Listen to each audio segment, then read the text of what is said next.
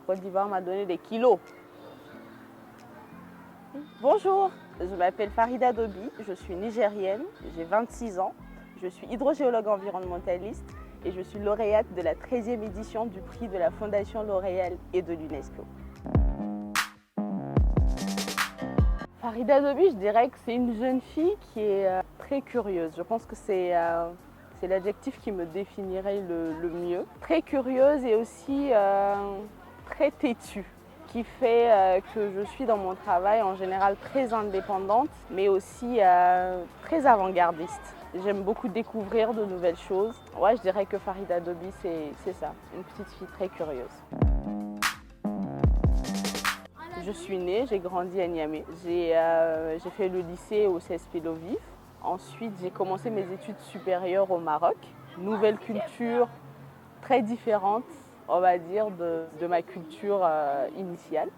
Mais aussi une culture où j'ai beaucoup appris. J'ai appris justement à être indépendante. J'ai appris à m'ouvrir aux autres. J'ai appris aussi à apprendre des autres. Une licence en géosciences.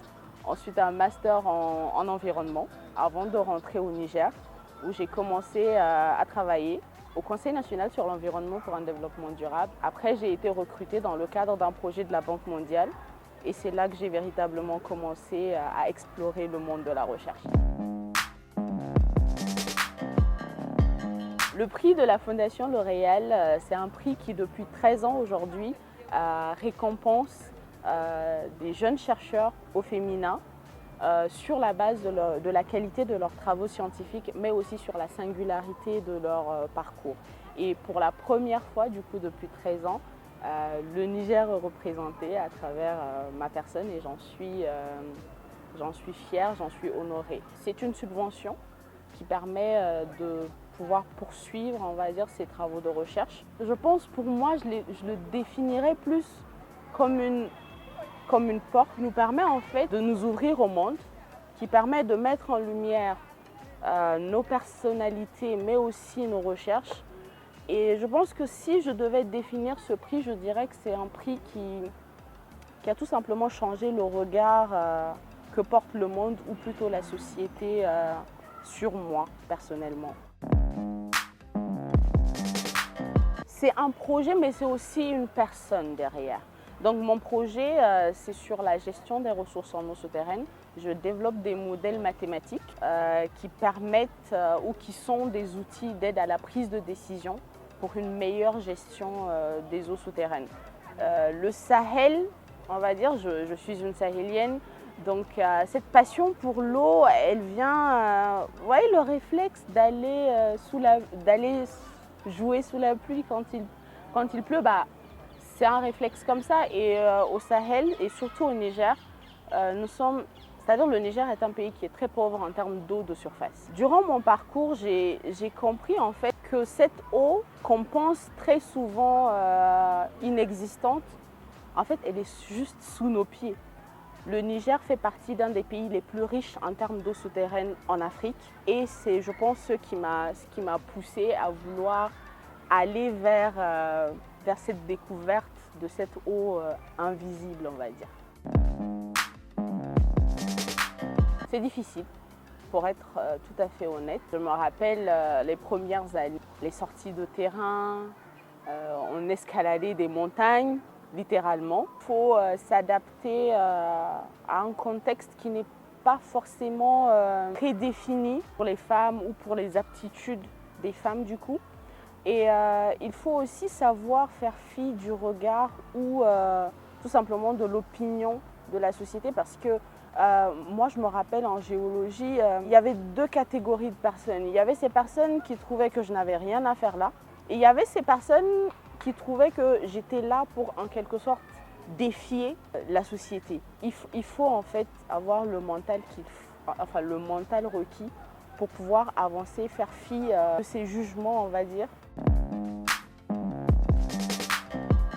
La lutte. Tout au long de mon parcours, ça n'a jamais été une question d'état. Ça a été une question de vivre l'instant présent et de faire de mon mieux, on va dire de faire le maximum à cet instant présent-là. Je ne saurais vous dire exactement où est-ce que je me vois, on va dire demain ou dans une année. Tout ce que je sais, c'est que je vais continuer à travailler sur des sujets qui me passionnent. Je vais continuer à être la meilleure dans ce que je fais et je suis sûre que demain ne pourra qu'être meilleur. Ces personnes qu'on regarde comme des modèles de vie, elles peuvent être un modèle de vie dans un domaine particulier et ne pas l'être dans un autre. Parce que tout simplement, ce sont des êtres humains comme nous.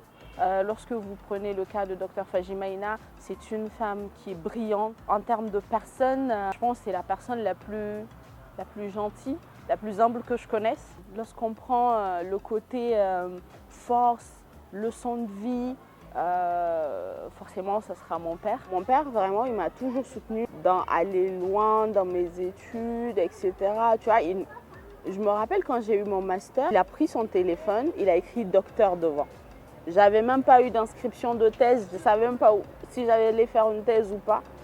Il a mis docteur devant, tu vois. On n'est plus là aujourd'hui. C'est une des choses.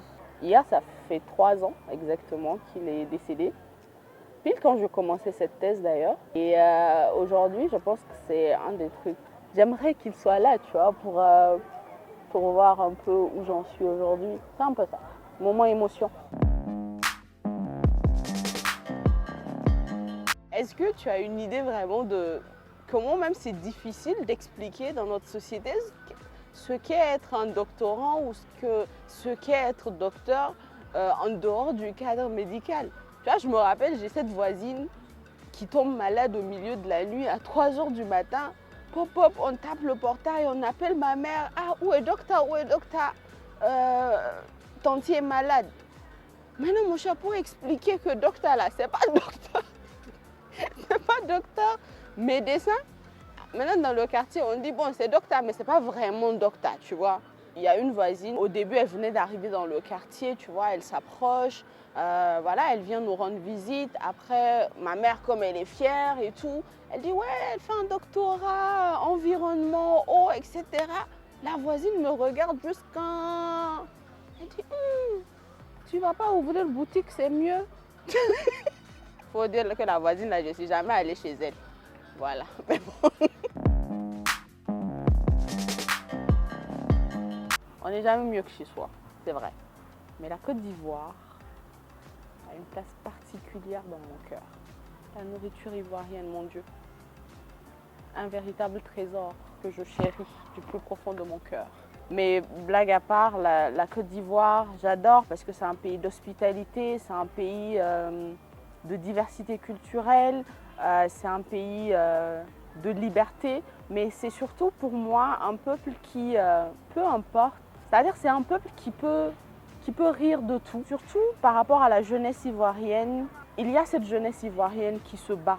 Un truc qui m'a vraiment le plus marqué en Côte d'Ivoire, ce sont les femmes. Ce sont ces femmes qui prennent soin de leur famille. Ce sont des mamans qui sont au marché très tôt, qui vendent parfois de la nourriture très tard. Côté femme forte, c'est quelque chose que j'admire beaucoup chez les Ivoiriens. Dambou. Ouh, Dambou. Faut pas s'amuser avec certaines choses. Il y a les classiques. Oui, respectons les classiques, s'il vous plaît. Dambou.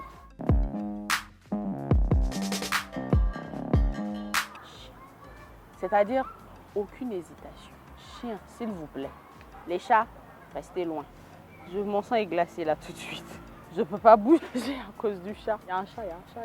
Oh, le chat. Le chat. Je suis venue ici, j'étais sérieuse. Bref, avançons. What's up, Pulse? C'était moi sur Pulse Studio.